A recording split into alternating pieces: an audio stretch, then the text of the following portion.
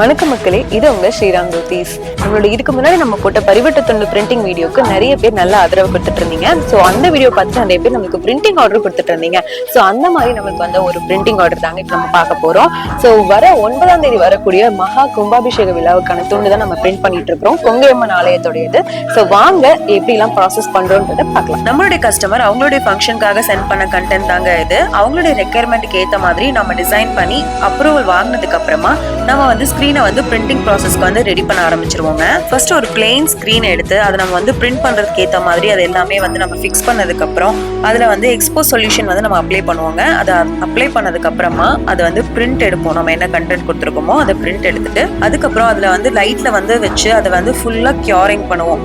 அந்த ப்ராசஸ் முடிச்சதுக்கு அப்புறமா கம்ப்ளீட்டா வாஷ் பண்ணிட்டு நம்ம வந்து பிரிண்டிங் ப்ரொசீஜருக்கு ஆரம்பிச்சிருவோங்க.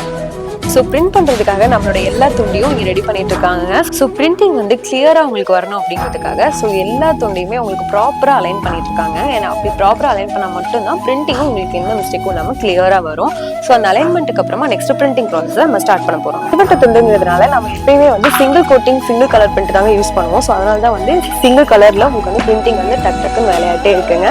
ஸோ அடுத்தடுத்து உங்களுக்கு வந்து பிரிண்ட் பண்ணிக்கிட்டே இருக்காங்க. ஸோ ஒரே சமயத்தில் 1000 துண்டு கூட நம்மளால பிரிண்ட் பண்ணி கொடுக்க முடியுங்க. ஸோ பிரிண்ட் பண்ணி முடிச்சதுக்கு அப்புறமா ட்ரையிங் ப்ராசஸ்க்காக நம்மளோட எல்லா துண்டியும் எடுத்து ட்ரை பண்றதுக்காக போட்டுட்டு இருக்காங்க. சேம் டைம் அடுத்த ஸ்லாட் பிரிண்ட் பண்றதுக்காக அங்க ரெடி பண்ணிட்டு இருக்காங்க. நம்ம இந்த துண்டோட பிரைஸ் பாத்தீங்கன்னா ஏற்கனவே நம்ம பரிவட்ட துண்டோட வீடியோல எல்லாமே நம்ம கலர்ஸ்ல இருந்து எல்லாமே நம்ம சொல்லியிருப்போம். ஸோ நம்ம துண்டோட பிரைஸ் வந்து ஜஸ்ட் 55 rupees தாங்க.